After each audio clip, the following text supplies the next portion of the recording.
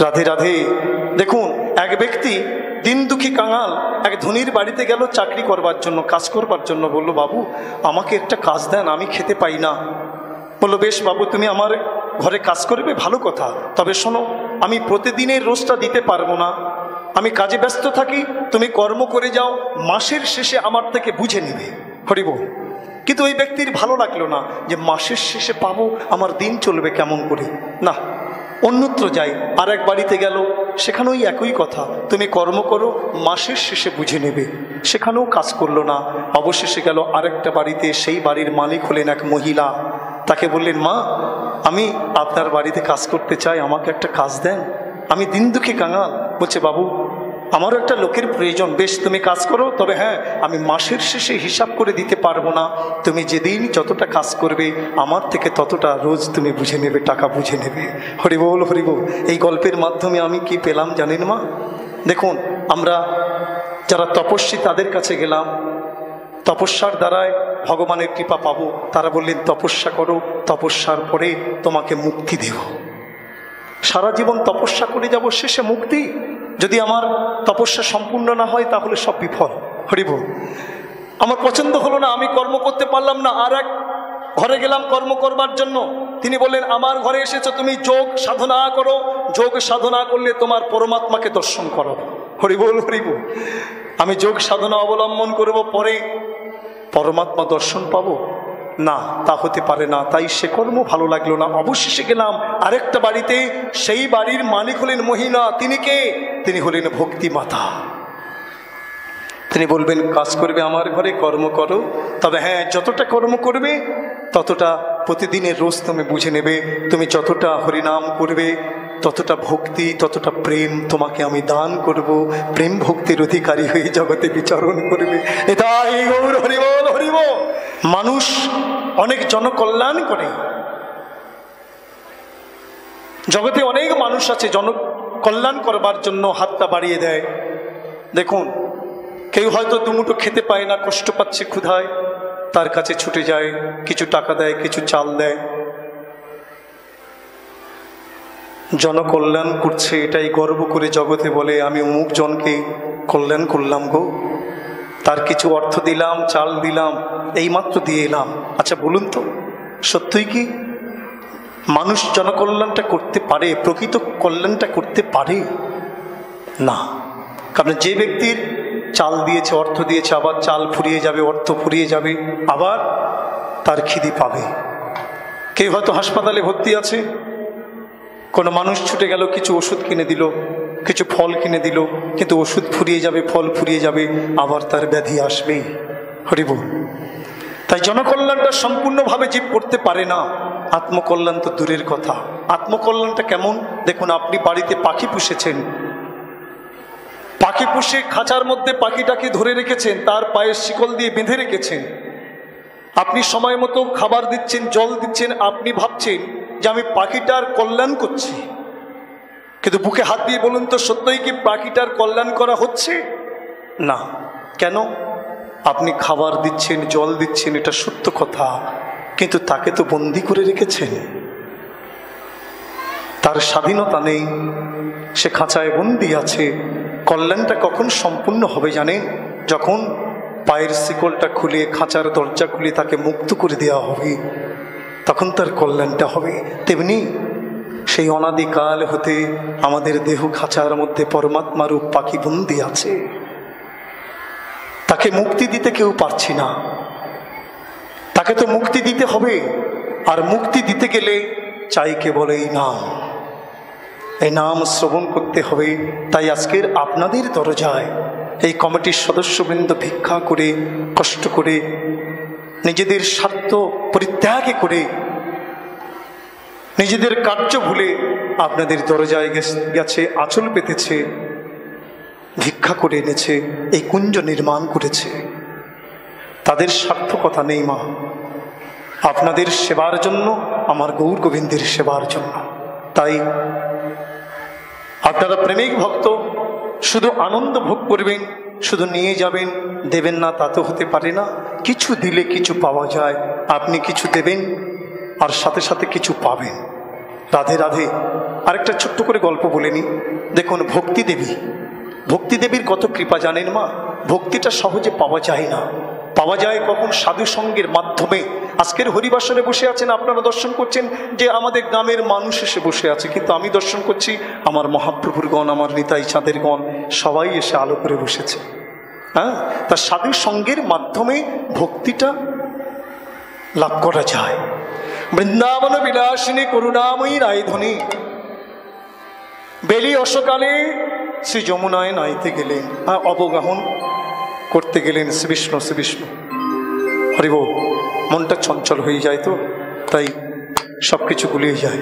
জয় নিতাই গৌর, হরিবোল হরিবোল। বেলি অসকালে করুণাময়ী রাধারানী শ্রী যমুনায় জল আনতে গেলেন। জল আনতে গিয়ে কদম্ব মূলে অপরূপ রূপের মূর্তি আমার গোবিন্দকে দর্শন করলেন। দর্শন করে ঘরে ফিরেছে, কিন্তু এই রূপ দর্শনের পর থেকে করুণাময়ী রাধারানীর আর মনে নয়। ওই রূপের মূর্তি হৃদয় মাঝে ধারণ করে দিবানিশি ওই রূপ দর্শন করছে। হরিবোল। আজকের ললিতা, বিশাখা, ইন্দুরেখা, তুঙ্গবিদ্যা, রঙ্গদেবী, সুদেবী আদি সখীগণ তারাও আগমন করেছে।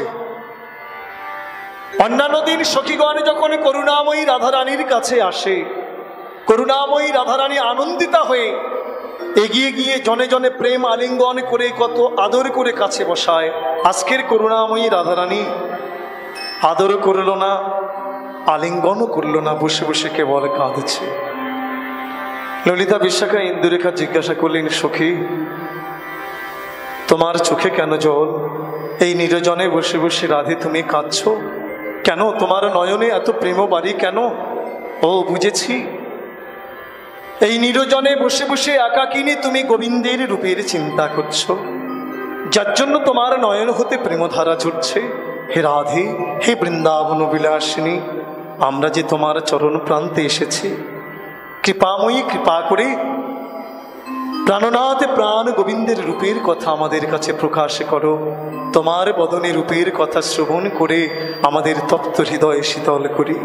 করুণাময়ী রাধারানী বললেন, সখী কৃষ্ণ কথা, হরি কথা বলবো মনে করি, কিন্তু শ্রবণ করার মতো শ্রোতা পাই না।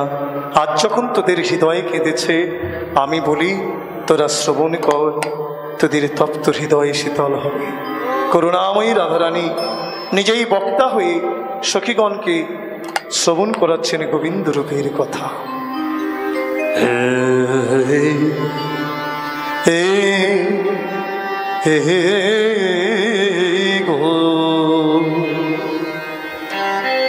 পরম পূজ্যপাদ শিলপ্রভু নিত্যধামগত কীর্তনাচার্য হরিদাসকর মহাশয় অপূর্ব সুর সংযোজনার মাধ্যমে এই পথটি তিনি জগতে প্রকাশ করে গেছেন, তালটি প্রকাশ করে গেছেন।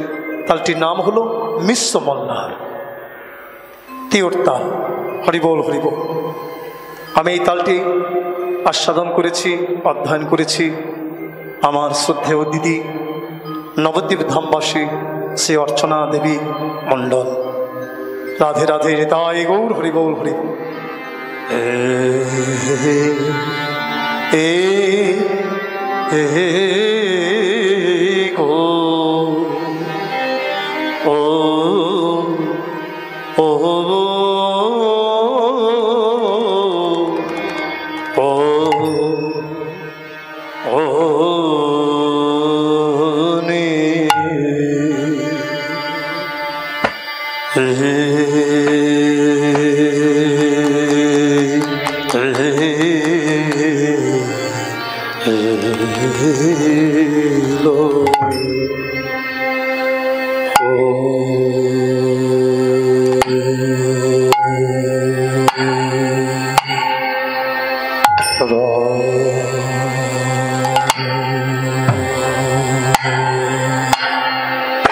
রতন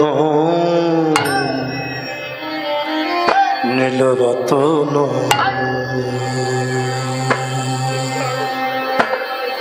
কি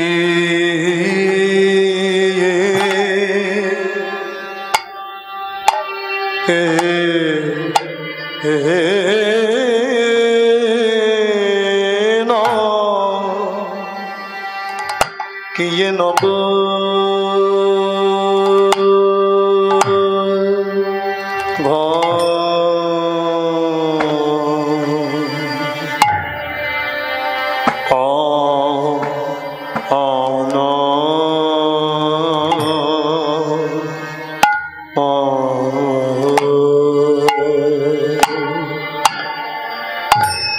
প্রিয় নব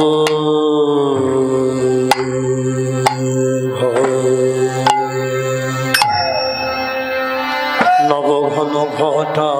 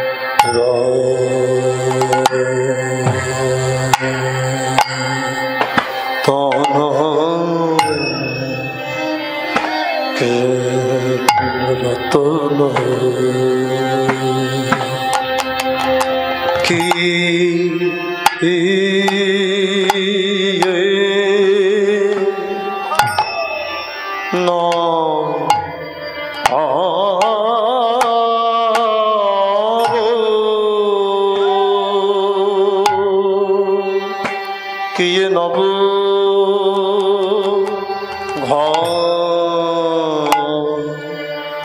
নীল নীল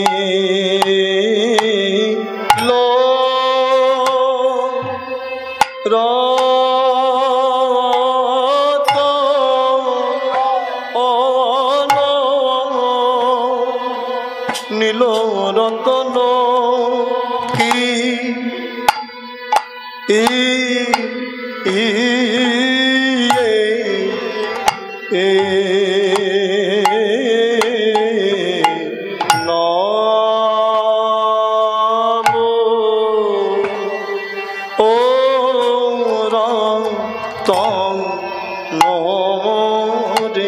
রতন রে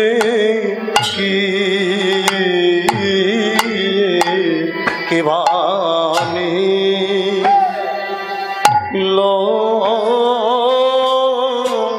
রতন রতন রে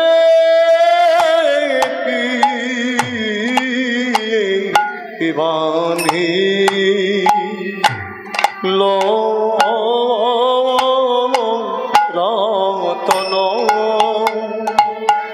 রতন রে কি বারে লো রতন রতন রে কি বারে লো রতন রতন রে কি বাণী লো রতন রতন রে কি বাণী লো রতন রতন রে কি বাণী লো রতন রতন রে কি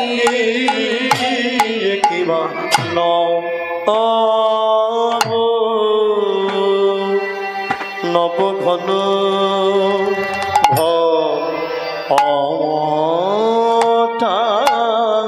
সখীরে দেখিলাম নব ঘন ঘটা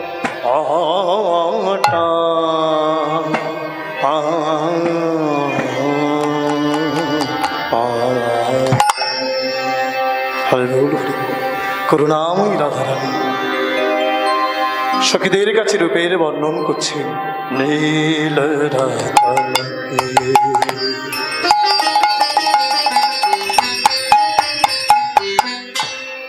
নব ঘন ঘটা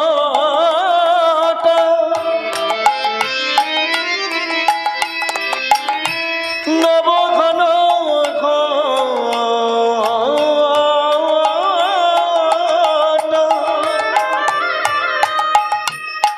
নব ঘন ঘটা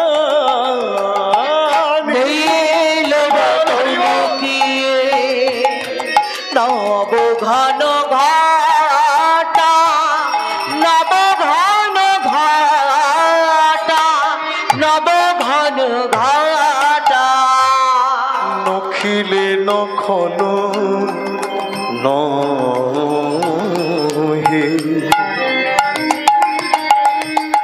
সেনায় অঙ্গের ছটা নখিলে নখন নহে সেনায়ঙ্গের ছাটা নব ঘন ঘটা নব ঘন ঘটা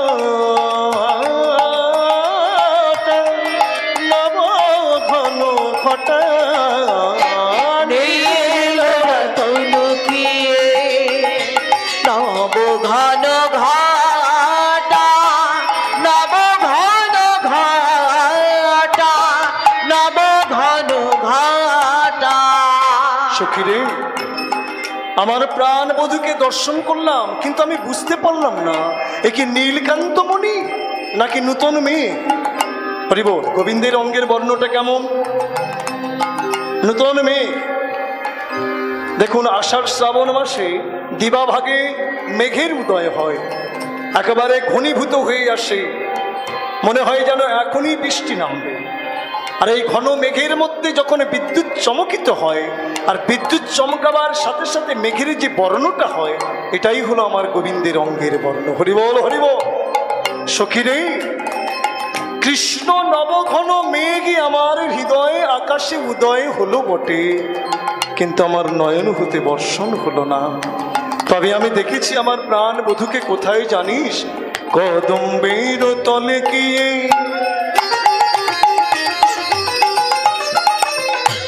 সখীরে,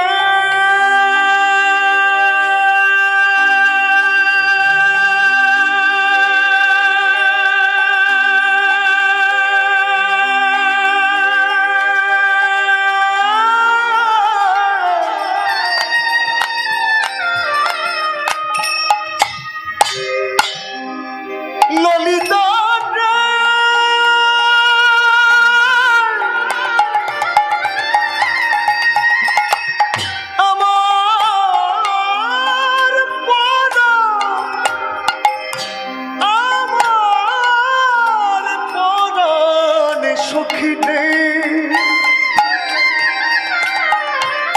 আমি দেখে এলাম প্রাণে বধূ কদমে তোলানো করে দাঁড়াইয়ে আছে।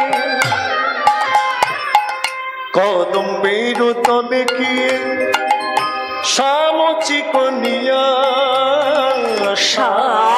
শামচিকনিয়া আমার রসের বধূ দাঁড়াইয়েছিল, আমার রসের বধূ দাঁড়াইয়েছে, আমার রসের বধূ দাঁড়াইয়েছিল, আমার রসের বধূ দাঁড়াইয়েছে। ওই অধরে মুরলি লয়ে রসের বধূ দাঁড়াইয়েছিল, ওই অধরে মুরলি লয়ে রসের বধূ দাঁড়াইয়েছে। ওই অধরে মুরলি লয়ে বলি ললিত ত্রিভঙ্গ থামে রসের বধূ দাঁড়াইয়েছিল, বলে হরার মন হরিবে বলে রসের বধূ তার দাঁড়াইয়েছিল, রূপের ফাঁদ পেতে রসের বধূ দাঁড়াইয়েছিল, রূপের ফাঁদ পেতে রসের বধূ বলি দাঁড়াইয়েছিল, রসের বধূ দাঁড়াইয়েছে। ওই রূপ হেরি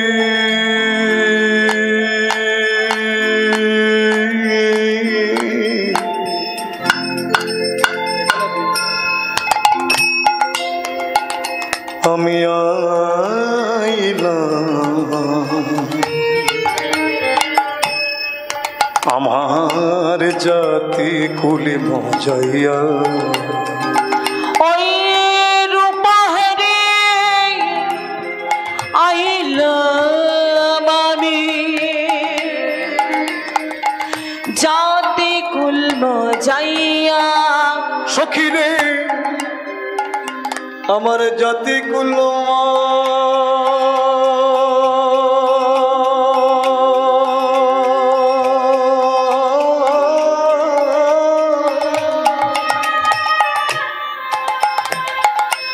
আমি মজা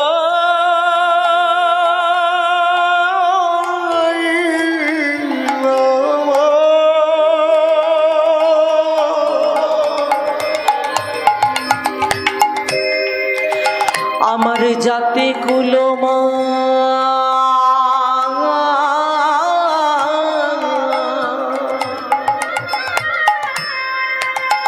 আমি মজা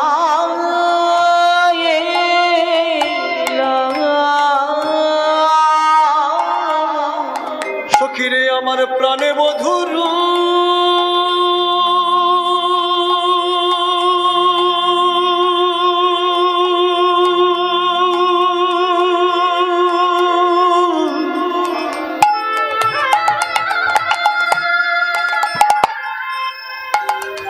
বধুর বিদর্শন করে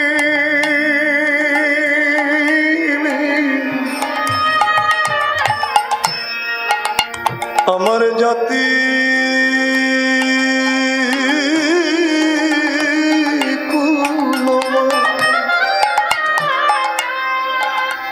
আমি মজা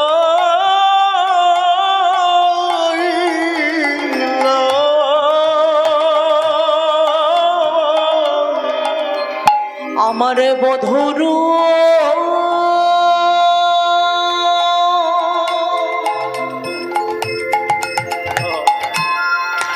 আমি দর্শন করে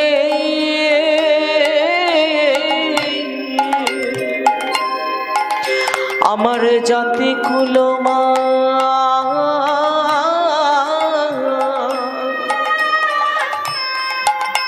আমি মজা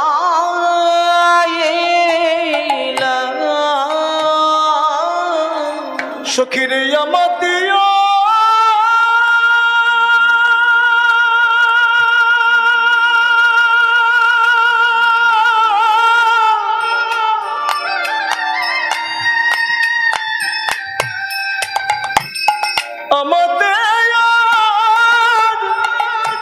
আমি নাই রে আমার জাতি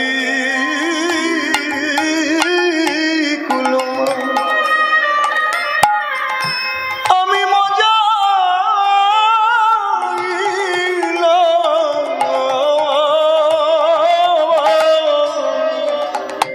সুখী আমাদিয়া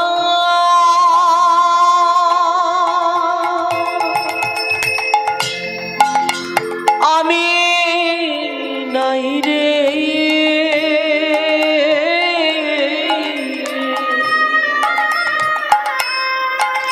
আমার জাতি কুলমা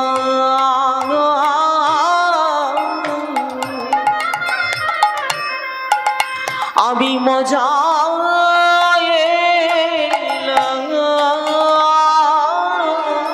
ললিতা রে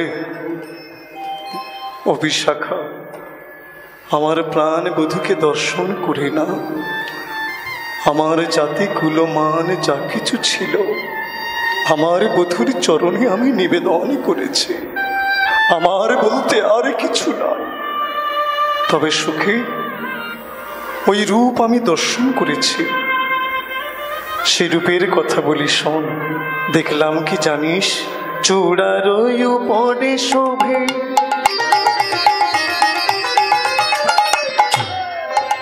কিবা চূড়ার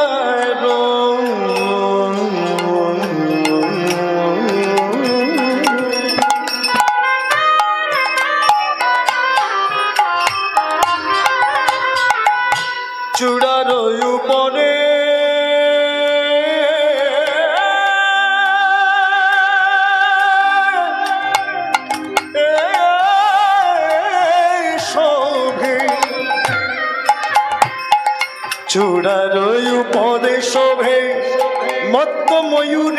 পাখা ময়ূর ময়ূরের পাখা ঝলমলে ঝলমলে ঝলমলে করে ঝলমলে ঝলমলে ঝলমলে করে দেখলাম ঝলমলে ঝলমলে ঝলমলে করে দেখলাম ঝলমলে ঝলমলে ঝলমলে করে ওই চূড়ার উপরে ময়ূর পাখা ঝলমলে ঝলমলে ঝলমলে করে ওই চূড়ার উপর ময়ূর পাখা ঝলমলে ঝলমলে ঝলমলে করে দেখলাম চূড়া খালি বামেতে খেলা দেখলাম চূড়া খানি বামেতে খেলা শক্ত বদনে করেছে আলা চূড়া খানি বামেতে খেলা চূড়া সপ্ত বরণে করেছে আলা চূড়া খানি বামেতে খেলা হরিবল হরিবল করুণাময়ী রাধারানী বলছে দেখলাম চূড়া খানি বামে হেলা আমার গোবিন্দ শিরের যে চূড়া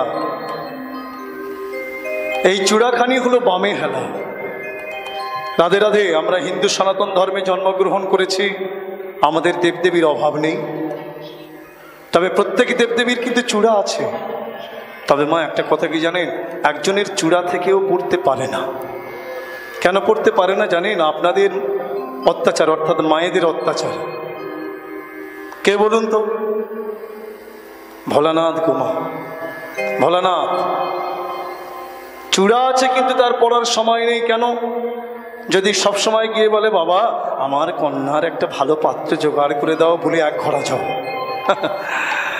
বাবা আমার ছেলেটাটা চাকরি জোগাড় করে দাও বলে এক ঘোড়া দুধ সব সময় যদি মায়েরা ঢালতেই থাকে ঢালতেই থাকে ঢালতেই থাকে তা সে চূড়াটা পড়বে কখন তাই ভোলানাথের চূড়া আছে কিন্তু চূড়া পড়ার সময়ই পায় না রাধে রাধে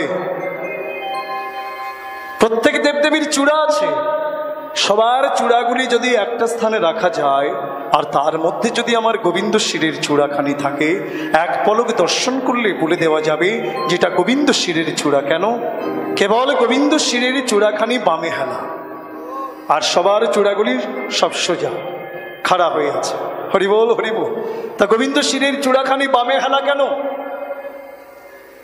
মা যশোমতী নিত্য গোপালকে গোষ্ঠীর সাজে সাজিয়ে দেয় তা গোষ্ঠীর সাজে সেজে ভগবান কৃষ্ণচন্দ্র সখা বৃন্দ শনে গাভী বৎসগণ সঙ্গে নিয়ে গোচারণে যায় নিত্য গোচারণ করেন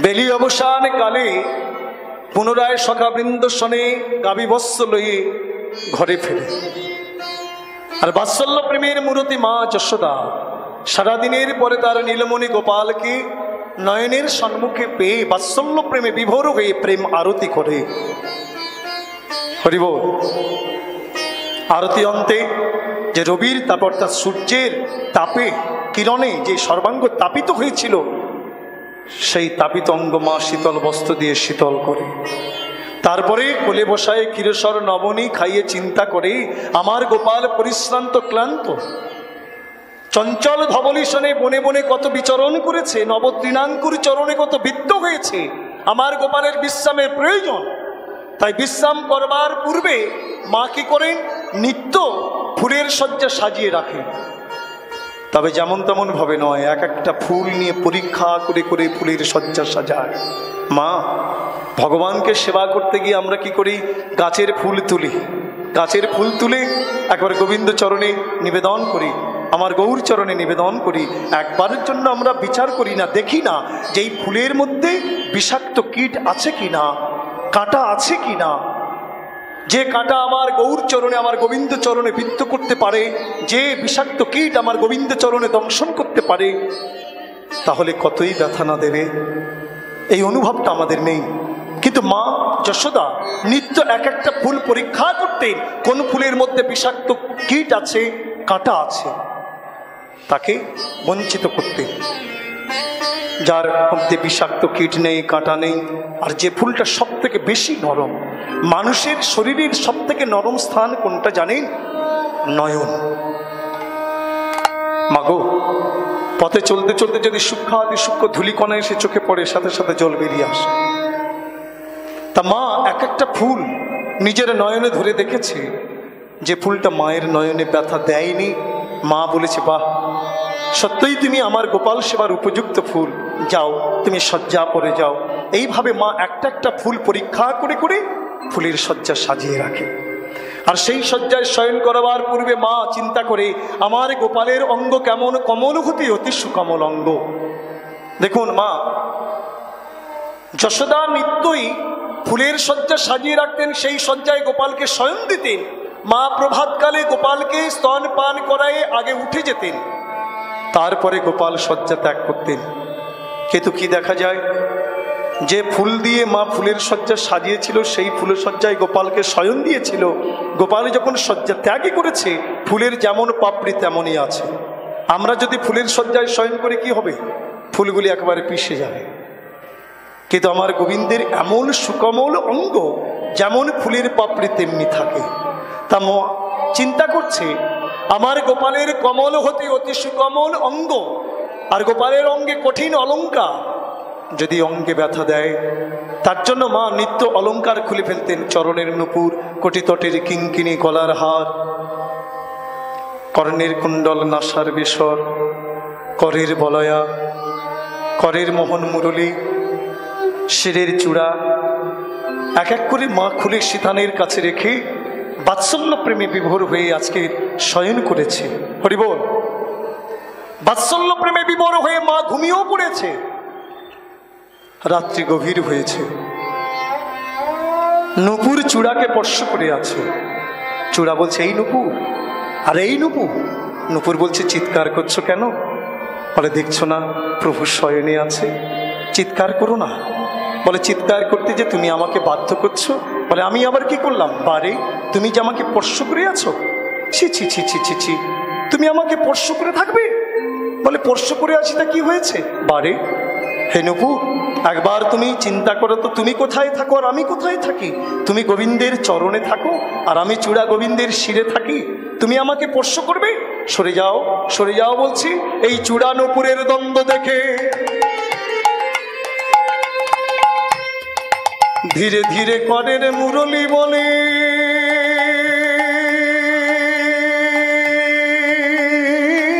ও চূড়া রে, তুমি কি একেবার ভেবেছ চূড়া যে চরণে পাবা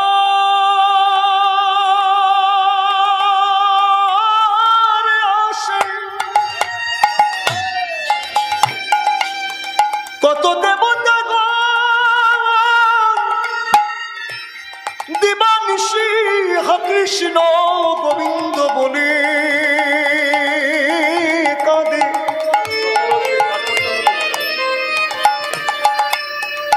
যে চরণে পাবার আসে কত মনির সিংহন যুগি যুগি ধরে সাধনা করেছে, বলি ডেকে সে ভেজেছে ওই চরণে তারা পায় না। একবার চূড়া তুমি নুপুর পানে চেয়ে দেখো, ওই নুপুর কতই ভাগ্যবান গো। হরিবল। কতই ভাগ্যবান গো, কতই ভাগ্যবান গো, ওই নুপুর কতই ভাগ্যবান গো। সেই চরণ সারে করেছে ওই নুপুর কতই ভাগ্যবান গো। নুপুর সেই চরণ সার করেছে, ওই নুপুর কতই ভাগ্যবান গো। এবার চূড়া তুমি চেয়ে দেখো, এই নুপুরের পানে যে চরণ পাবার লাগি দেবতাগণ কাঁদেছে, মনি ঋষিগণ সাধনা করছে, তারা পায়নি। এই নুপুর বড় ভাগ্যবান যে গোবিন্দ চরণে স্থান পেয়েছে। আহ, চূড়ার দর্প অভিমান দূরে গেল। আমাদের জানতে হবে এই নুপুরকে যে গোবিন্দ চরণে স্থান পেল। এই নুপুর হলো স্বয়ম্ভূ মনুপুত্র চন্দ্রকান্ত মনু। মা শারদার সেবা দর্শন করেছিলেন। শারদার্থের সরস্বতী ভগবানের চরণ যুগলে হৃদয়ে ধরে প্রাণ ভরে সেবা করছেন। এই সেবা দর্শন করে চন্দ্রকান্ত মনু চমকে উঠলেন। এত সুন্দর সেবা যে প্রভুর চরণ যুগলে হৃদয়ে ধরে প্রাণ ভরে সেবা করছে। আহ, ওই চরণ যদি আমি সেবা করতে পারতাম, ওই চরণ যদি আমি লাভ করতে পারতাম। তাই চরণ পাবার লালসা নিয়ে সাধনার পথে গেলে দেব পরিমাণে শতবৎসর সাধনা করছে, অঙ্গ হতে জ্যোতি প্রকাশিত হয়েছে। অবশেষে ভগবান এলেন, চন্দ্রকান্ত মনুকে কত মৃদু মধুর সুরে ডাকলেন, চন্দ্রকান্ত আমি এসেছি নয়ন মেলো, কিন্তু সাধনা ভঙ্গ হলো না। শঙ্খ ধ্বনি করলেন, তথাপি সাধন ভঙ্গ হলো না। অবশেষে শঙ্খ ললাটটি যখন স্পর্শ করলেন, স্পর্শের সাথে সাথে চন্দ্রকান্ত মনু নয়ন মেললেন। প্রভু এসেছ, এসেছ তুমি? হ্যাঁ আমি এসেছি, আমার প্রণাম নাও প্রভু। আহা মরি মরি, এ কি তোমার রূপ প্রভু, আমার প্রণাম নাও। চন্দ্রকান্ত এত কঠোর সাধনা কেন করছো? তোমার সাধনায় আমি সন্তুষ্ট হয়েছি, আমি তোমাকে বর প্রদান করতে চাই। তুমি আমার থেকে বর মাঙো, যে বর চাইবে আমি সেই বর দেব। চন্দ্রকান্ত মনু তখন কেঁদে বলছে, প্রভু গো তুমি আমায় বর দিতে চাইছো, বরে যদি দিতে হয় এই বর দাও প্রভু। আমি মা সারদার সেবা দর্শন করেছি, তোমার চরণ যুগলের হৃদয়ে ধরে প্রাণ ভরে সেবা করছে। তাই তুমি কৃপা করে তোমার ওই চরণে আমায় স্থান দাও গো। ওই চরণে সেবা হতে আমায় বঞ্চিত করো না। তোমার ওই চরণে যেন আমি ঠাঁই পাই, ওই চরণ ছাড়া করো না। ভগবান বললেন তথাস্তু। হে চন্দ্রকান্ত তুমি যাও, বৃন্দাবনে যমুনা সলিলে এক রত্নকূপ আছে, সেই রত্নকূপে তুমি রত্ন মঞ্জির হয়ে জন্ম নাও। ধরিত্রীর পাপ হরণার্থে আমি ভূ বৃন্দাবনে অবতীর্ণ হব। যেদিন ব্রজ গোপী শনে আমি যমুনার জলে নেমে জল ক্রীড়ারত থাকব, তখন আমার চরণে লেগে থাকবে, তুমি আমার চরণে লেগে থাকবে, আমার চরণে লেগে থাকবে, তুমি আমার চরণে লেগে থাকবে। যাতে আপনি বাজবে, আমার চরণে লেগে থাকবে, তুমি না বাজাতে আপনি বাজবে, ভুবন বাতাইবে, আমার চরণে লেগে থাকবে, ধরিতে ভুবন বাতাইবে, আমার চরণে লেগে থাকবে, আমার চরণে লেগে থাকবে। সেই চন্দ্রকান্ত মনু নুপুর হয়ে গোবিন্দ চরণে স্থান পেয়েছে। আজ চূড়ার দর্প অভিমান দূরে গেছে, তাই করজোড়ে নুপুরের পানে চেয়ে বলছে, নুপুর ও নুপুর, আমি তোকে কটু কথা বলে ব্যথা দিয়েছি, তুই আমায় ক্ষমা কর। আগে আমি জানতাম আমি চূড়া, আমি গোবিন্দ শিরে থাকি, আমি কেবল বড়, কিন্তু আজকের আমি জানতে পারলাম তোর জনম ধন্য, তুই গোবিন্দ চরণের স্থান পেয়েছিস। নুপুরি রে, আমি যদি সাধনাও করি ওই চরণ পাওয়ার জন্য, তথাপি আমি ওই চরণ লাভ করতে পারবো না। আমাদের জানতে হবে এই চূড়া কি, যে গোবিন্দ শিরে স্থান পেল। এই চূড়া হলো চন্দ্রদেব, আর গুঞ্জামালা, এই গুঞ্জামালা হলো সূর্যদেব। এরাও ভগবানের অঙ্গে থেকে ভগবানের অঙ্গের সৌরভ নাসাতে গ্রহণ করবার জন্য সাধনা করেছিলেন। দেব পরিমাণে 12 বৎসর সাধনার পরে ভগবান দর্শন দিয়ে বলেছিলেন, আমি তোমাদের সাধনায় সন্তুষ্ট হয়েছি, তোমাদের বর দিতে চাই, তোমরা বর মানো। তখন বলেছিল, প্রভু বর যদি দিতে হয় এই বর দাও, যেন তোমার অঙ্গে থেকে তোমার অঙ্গের সৌরভ আমরা নাসাতে গ্রহণ করতে পারি। ভগবান বলেছিল, তথাস্তু। হে চন্দ্রদেব, তুমি হবে আমার শিরের মোহন চূড়া, আমার শিরে তোমাকে স্থান দিলাম।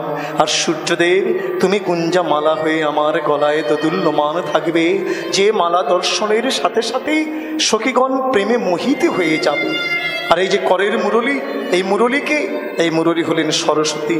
যখন ভগবান গোলক বৈভব ছেড়ে গোলক বৈকুণ্ঠ ধাম, গোলক বৃন্দাবনে ছেড়ে ভূ বৃন্দাবনে অবতীর্ণ হবে, তখন মা সরস্বতী বলেছিল, প্রভু তুমি তো ওই ভূ বৃন্দাবনে অবতীর্ণ হতে চলেছ, প্রভু আমার বাসনা যে পূর্ণ হলো না, হে দেবী, কি তোমার বাসনা?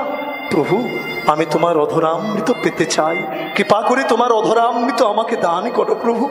ভগবান বলেছিল, আমি পুরুষ, আমি যদি তোমার অধরে অধর দিয়ে অধর সুধা পান করাই তাহলে নিন্দা হবে।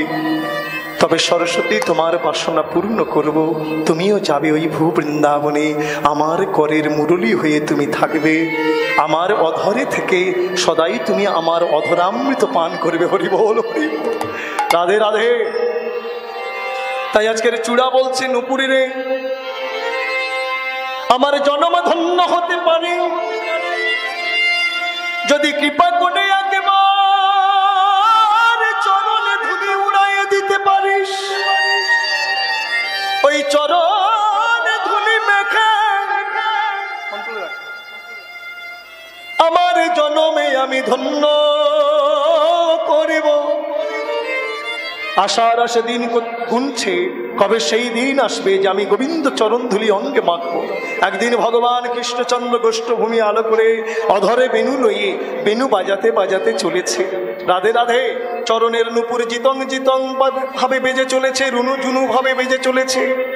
সেই সময় চূড়া ইঙ্গিত করে বলছে, আরে এই নুপুর, নুপুর বলি, এই তো সুযোগ বয়ে যায় রে, এই তো সুযোগ বয়ে যায় রে, এই তো সুযোগ বয়ে যায় রে, এই তো সুযোগ বয়ে যায় রে। কৃপা করে চরণে ধুলি একেবারে উড়াইয়ে দে রে, এই তো সুযোগ বয়ে যায় রে। কৃপা করে চরণ ধুলি উড়াইয়ে দে, এই তো সুযোগ বয়ে যায় রে। বলে এই তো আমি বামে হে লীলা, এই তো আমি বামে হে লীলা, এই তো আমি বামে হে লীলা, এই তো আমি বামে হে লীলা। করে চরণ ধুলি উড়াইয়ে দে রে, এই তো আমি বামে হে লীলা। কৃপা করে চরণ ধুলি উড়াইয়ে আমার দে, চূড়া চরণ ধন্য হবে। হরি এই বল। তো আমি আমার চূড়া চরণ ধন্য হবে। কৃপা করে উড়াইয়ে দে না, এই তো আমি বামে হে লীলা। তাই চূড়া বামে হেলেছে। বামে হেললেন কেন? দক্ষিণেও তো হেলতে পারত। চূড়া মনে ভাবলেন, শুধু আমার গোবিন্দ চরণ ধুলি অঙ্গে কেন মাখবো? যদি মাখতে হয়, করুণাময়ী রাধারানী যখন বামে আলো করে দাঁড়াবে, যুগল চরণ ধুলি অঙ্গে মাখবো, এই লালসা নিয়ে চূড়াখানি বামে হেলেছে। রাধে রাধে। আজকের করুণাময়ী রাধারানী প্রাণবধূর রূপের কথা বর্ণন করতে গিয়ে সখীদের কাছে বলছে, সখী, আমি দেখলাম চূড়ার উপরে শোভে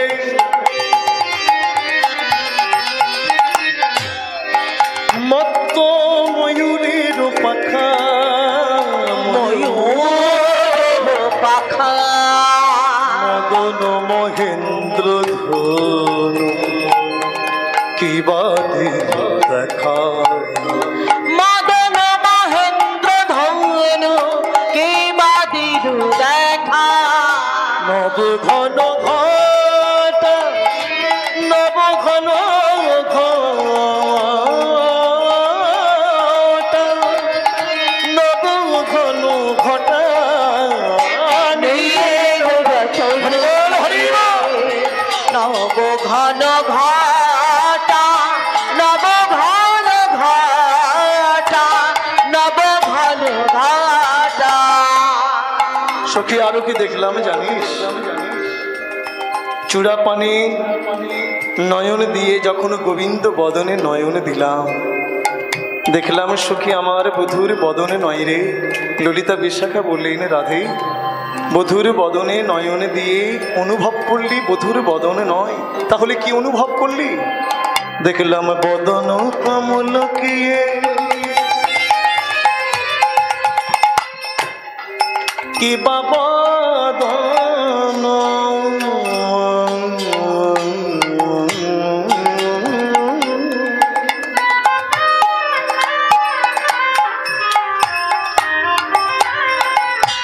বদন কমল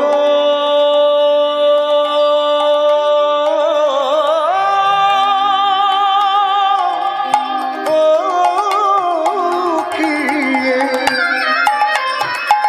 বদন কমল কিয়ে, একবার কি বলছে বদন কমল, বধুর বদনখানি দর্শন করে মনে হলো এ কি কমল, প্রস্ফুটিত কমল, না না না না না, পূর্ণিমা কো চন্দ্র, পূর্ণিমা কো চন্দ্র, বদন কমল কিয়ে, পূর্ণিমা কো চন্দ্র, পূর্ণিমা কো চন্দ্র, আমার বধুর বদন পূর্ণিমার, আমার বধুর বদন পূর্ণিমার, আমার বধুর বদন পূর্ণিমার, আমার বধুর বদন পূর্ণিমার, এখনই দেখে এলাম বধুর বদন পূর্ণিমার, আমি এই এখনই দেখে এলাম ললিতায় অভিষাখা, হরিবল বদন পূর্ণিমা চাঁদ, ললিতায় অভিষাখা, বধুর বদন পূর্ণিমা চাঁদ, বধুর বদন পূর্ণিমার চাঁদ। হরিবল হরিবল। সখীগণ চেপে ধরলেন, রাধে বধুর রূপের বর্ণন করছিস ভালো কথা, তাই বলে বধুর বদনখানি পূর্ণিমার চন্দ্রের সঙ্গে তুলনা করলি? একবার ভালো করে চেয়ে দেখেছিস তোর বধুর অঙ্গের বর্ণটা কেমন? কি মা দেখছেন বর্ণটা কেমন? বলে তোর বধুর বর্ণ, অঙ্গের বর্ণ এত কালো, এত কালো, এত কালো, অন্ধকারে তোর বধূকে দেখা যায় না। সেই কালো রূপের বর্ণন করতে গিয়ে তুই বদনখানি পূর্ণিমার চন্দ্রের সঙ্গে তুলনা করলি? সখীগণ পরিহাস করছে, এটা পরিহাস করারই কথা বাবা, হরিব। কেননা যে নয়নে করুণাময়ী রাধারানী গোবিন্দকে দর্শন করেছে, যে প্রেমে গোবিন্দকে ভালোবেসেছে, ভজন করেছে, সে কেবল রাধারানী জানে। সখীগণ সেইভাবে নয়ন দিয়ে দর্শন করতে পারেনি, সেই প্রেমে গোবিন্দকে ভজন করতে পারেনি, তাই তাদের বাসনা অপূর্ণ থেকে যায়। আর সেই বাসনাটা পূর্ণ করবার জন্য তারা নিত্য রাধারানীর কাছে ছুটে আসে, রাধারানীর বদন হতে গোবিন্দ কথা শ্রবণ করে সেই অপূর্ণ বাসনা পূর্ণ করে। হরিব। দেখুন, বাজার থেকে যদি একটা কুশো আখ কেনেন, সেই আখটা যদি মুখে দেন মিষ্টি লাগবে না, কিন্তু এই আখটা আবার মিষ্টি লাগবে কখন জানেন? বাজারে যারা আখের রস বিক্রি করে, আখটাকে ভালো করে ছাড়িয়ে মেশিনের মধ্যে দিয়ে যখন পাক দেয় না, পেশাই করে, পেশায়ের সাথে সাথে কল কল করে রস বেরিয়ে আসে, তখন একটু মশলা দিলে আর মিষ্টি লাগে, তাই না বাবা? কিন্তু আগে লাগতো না, আমরা মুখে দিয়েছি লাগে না, কুশো আখ তো মিষ্টতা নেই। রাধে রাধে। তেমনি গোবিন্দকে যারা সাধারণভাবে আস্বাদন করতে চায়, সাধারণভাবে কখনো আস্বাদন করা যায় না। আস্বাদন করতে গেলে যন্ত্রের কৃপার প্রয়োজন আছে, আর সেই যন্ত্রটাকে বৃন্দাবন বিলাসিনী করুণাময়ী রাধারানী, তার কৃপা ব্যতীত গোবিন্দ রূপ ভোগ হয় না, গোবিন্দকে আস্বাদন করা যায় না। কারণ গোবিন্দ রসের মূর্তি, এটা সত্য কথা। রসের মূর্তি হয়েও যখন রাধারানীর কাছে যায়, রাধারানী গোবিন্দকে এমনভাবে আস্বাদন করে সকল রস একেবারে নিকড়ায় ছোবা করে দেয়। রাধে রাধে। দেখুন মা, সন্তান যদি কালো হয়, সন্তান যদি খোঁড়া হয়, সন্তান যদি বোবা হয়, সন্তান যদি অন্ধ হয়, মা কি তার বাৎসল্য প্রেম থেকে কখনো দূরে রাখে? কি মা, আপনারা বলুন, জোরে বলবেন, দূরে রাখে? হরিবল হরিবল। কখনো দূরে রাখে না, বরং যদি আর ছেলে থাকে তাদের প্রতি যতটা ভালোবাসা মা নিবেদন করে, তার থেকে বেশি বেশি ভালোবাসা এই ছেলেটির প্রতি দেয়। হরিবল। একটা কথা মনে পড়ল, এক মায়ের সন্তান হয় না, ভগবানের কাছে সদাই কাঁদে, প্রভু আমাদের অনেক ঐশ্বর্য দিয়েছ, কিন্তু অভাব কেবল একটা সন্তান, কৃপা করে যদি একটা সন্তান দাও প্রভু, দাও না প্রভু, আমার কোলে একটা সন্তান দাও। দিবানিশি ভগবানের কাছে কামনা করে মা কাঁদে, আর এই মায়ের চোখের জল দর্শন করে ভগবান বাসনা পূর্ণ করলেন। একদিন মায়ের কোল আলো করে একটি সন্তান এলো। স্বামী স্ত্রীর আনন্দ ধরে না, তা ভদ্রলোক প্রতিদিন গ্রামের পথ দিয়ে কর্ম করতে যায়। গ্রামের যারা বৃদ্ধা বয়সী, যারা ঠাকুমা দিদিমা সম্পর্কে হয়, তারা ডেকে ডেকে বলে, ও খোকার বাবা, আর ও খোকার বাবা। কি হয়েছে ঠাকুমা, ও দিদিমা ডাকছো কেন? আরে ভগবান কৃপা করে কতদিন পরে তোমার একটা ছেলে দিয়েছে, হ্যাঁ, তা তুমি ছেলের বাবা হয়েছো, আমাদের কই মিষ্টুমুখ করালে না তো। ভদ্রলোক গভীর রাত্রে কর্মে থেকে ঘরে ফিরেছে, স্ত্রীকে বলছে, দেখো আমাদের সন্তান হয়েছে, পাড়াপড়শির ঘুম হচ্ছে না। বলে পাড়াপড়শি আবার তোমার কি করলো? বলে দেখো নিত্য আমি কর্মে যাই গ্রামের পথ দিয়ে, ঠাকুমা বয়সী যারা, দিদিমা যারা, তারা ডেকে ডেকে বলে তুমি খোকার বাবা হয়েছো, আমাদেরকে একটু মিষ্টুমুখ করালে না। স্ত্রী তখন হেসে বলছে, ভালো কথাই তো বলেছে গো, দেখো ভগবান তো আমাদের অভাব রাখেনি, আমাদের অনেক ঐশ্বর্য দিয়েছে, যেটুকু অভাব ছিল সেটাও পূর্ণ করেছে। তুমি যাও না, তারা তো ভালোই কথা বলেছে, একটু মিষ্টি মুখ করাবে, তা কি হয়েছে? আমার সন্তানের তো গুরুজনদের আশীর্বাদেরও প্রয়োজন আছে, তুমি যাও সবাইকে নিমন্ত্রণ করে এসো, তারা আসুক আমার ঘরে, আমার সন্তানকে দেখুক, আশীর্বাদ করে যাক, আর দুটো মিষ্টি খেয়ে যাও। ভদ্রলোক নিমন্ত্রণ করে এসেছে যে অমুক দিন আমার বাড়িতে গিয়ে তোমরা দুটো মিষ্টি খেয়ে এসো আর আমার সন্তানকে দেখে আশীর্বাদ করে এসো, হরি বল। আর কাছে মিষ্টির দোকান ছিল, মিষ্টি দোকানে অর্ডার দিয়েছে, ভাই অমুক দিন আমার ঘরে মিষ্টি পাঠিয়ে দিই, হ্যাঁ, অনেক মিষ্টির অর্ডার, হরি বল হরি বল। তা সেই দিন যখন আগমন করেছে মিষ্টির দোকানদার, সকাল হতে না হতে একেবারে গাড়ি ভরে ভরে মিষ্টি ভদ্রলোকের বাড়িতে পাঠাচ্ছে। আর পথ দিয়ে ওই যে মিষ্টির গাড়ি যাচ্ছে, গ্রামের যারা রমণী পুকুর ঘাটে কলতলায় দাঁড়িয়ে জটলা করছিল, তারা বলছে, ও দিদি, আরে ন্যাপলা মা, আরে পিটপিটের মা, দেখছিস কত গাড়ি যাচ্ছে, হ্যাঁ হ্যাঁ, ভদ্রলোক কত মিষ্টির আয়োজন করেছে রে, বাপরে এত মিষ্টি যাচ্ছে। এই মিষ্টির গাড়ি দেখে যাদের আসার ইচ্ছা ছিল না তাদেরও আসার ইচ্ছা হলো, বলে দিদি চল চল ছেলেটাকে দেখে আসি আর দুটো মিষ্টিও খেয়ে আসি, হরি বল হরি বল। সবাই দলে দলে আসছে, বলছে ও খোকার মা, ও খোকার মা, তোমার খোকাকে দেখতে এলাম, তোমার খোকা কই গো? আর ছেলেটির মা দুয়ারে ছেলেটিকে কোলে নিয়ে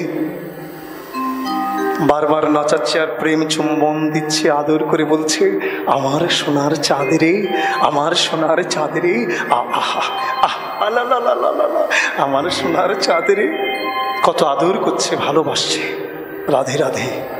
সবাই দর্শন করে যাচ্ছে, চলে যাচ্ছে, মিষ্টি নিয়ে মিষ্টি খেতে খেতে যাচ্ছে। ও দিদি, পথে যেতে যেতে বলছে, ভদ্রলোক কত মিষ্টির আয়োজন করেছে গো, এই তোকে কি দিয়েছে রে? সরপুরি, এই তোকে কি দিয়েছে? চমচম, এই তোকে কি দিয়েছে? ও দেখ কত মিষ্টির আয়োজন করেছে না। এক রমণী বলেন, আরে তোরা খালি মিষ্টির কথা বলবি, যাকে দেখতে গেলি সে কেমন একবার বলছিস না তো। এক রমণী মুখটা ভেঙছে, বলে বলিস নে, ছেলেটির মার সোহাগে বলিহারি, দুয়ারের সম্মুখে বসিয়ে ছেলেটিকে কোলে নিয়ে বারবার নাচাচ্ছে আর প্রেম চুম্বন দিয়ে বলছে, আমার সোনার চাঁদ রে, দেখে কি মনে হলো জানিস? বলে কি মনে হলো রে? বলে রাস্তার পিচের থেকেও কালো। সবাই তখন হাসতে হাসতে চলেছে। হাসারই কথা, কেন বলুন তো, তারা কেন হাসবে? হাসারই কথা মা, কেননা তারা তো মিষ্টির লোভে গিয়েছিল। যে মা তার সন্তানকে কোলে নিয়ে দুয়ারের সম্মুখে বসে বলছে, আমার সোনার চাঁদ রে, সেই মা যে নয়নে দর্শন করেছে তার সন্তানকে, কালো হতে পারে কিন্তু তার নয়নে সেই সন্তানটি সোনার চাঁদ। যে প্রেমে সন্তানকে ভালোবেসেছে, এই গ্রামের রমণীগণ এরা তো সেই নয়নে দর্শন করতে পারেনি, সেই প্রেমে সন্তানটাকে ভালোবাসতে পারেনি। তাই এদের পরিহাস করার কথা, এরা তো মিষ্টির লোভে গিয়েছিল, তাই এরা পরিহাস করছে, হাসছে। তেমনি বৃন্দাবন বিলাসিনী করুণাময়ী রায়ধনী আমার, যে প্রেমে রসরাজ গোবিন্দকে ভালোবেসেছে, ভজন করেছে, যে নয়নে তিনি দর্শন করেছে, সখীগণ তো সেই নয়নে দর্শন করতে পারেনি, সেই প্রেমে ভালোবাসতে পারেনি, তাই তাদের পরিহাস করারই কথা নেই। তাই গৌর হরি বল। তাই বলছে, সখী আমার নয়নে আমি দর্শন করেছি আমার বধুর বদন পূর্ণিমার চাঁদ, অধর বন্ধু লিখে কিশোর বন্ধ, অধর বন্ধু লিখে কেশালয়ের বন্ধ।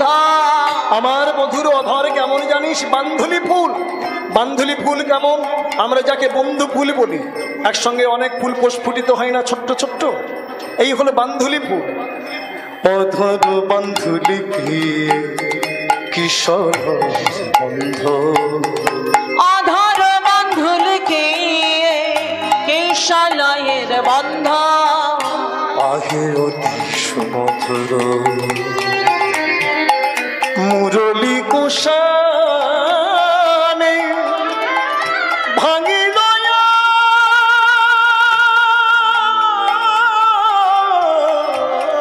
ক্ষীরলা এই সন্ধ্যাইল কানে ভাঙিল আখির সন্ধ্যাইল কানে আমার মন প্রাণ হরে নীল আমার মন প্রাণ হরে নীল মন প্রাণ হরে নীল আমার মন প্রাণ হরে নীল মধুর মোহন মুরলী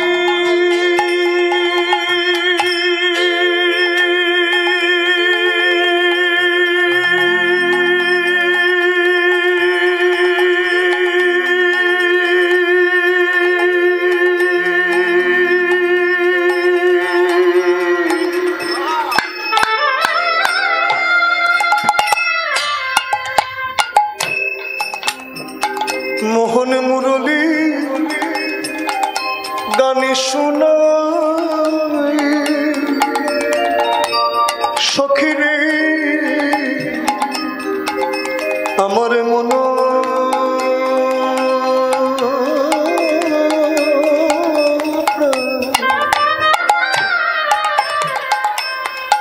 মন প্রাণে হরে নীল মধুর মধুর মুরলী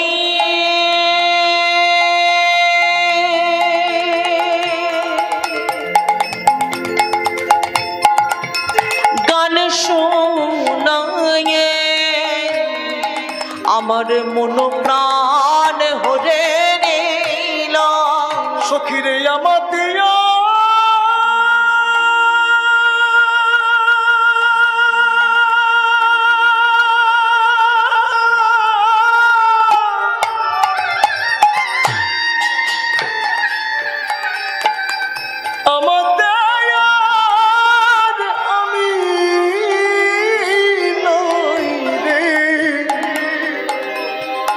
আমার মন প্রাণ হরে নীল সখী আমাতে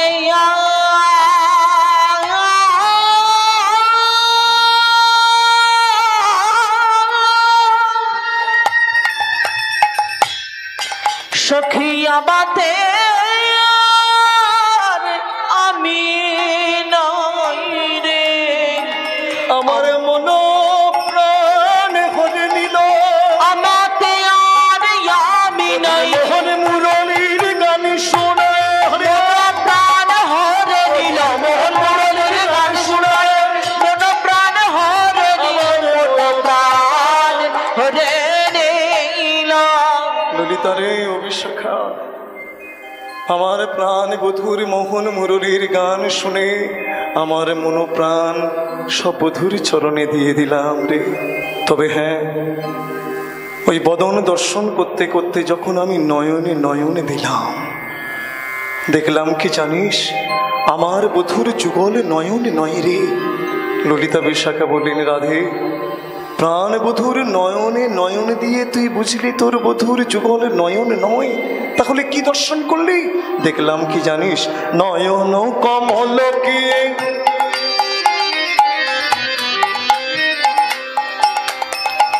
মত্তয়লি রাজে মতয়লি রাজে অলক্ষিতে দমিশয়ে এই মূরতি হিয়া মাঝে অলক্ষিত দংশয়ে মূরতি হিয়া মাঝে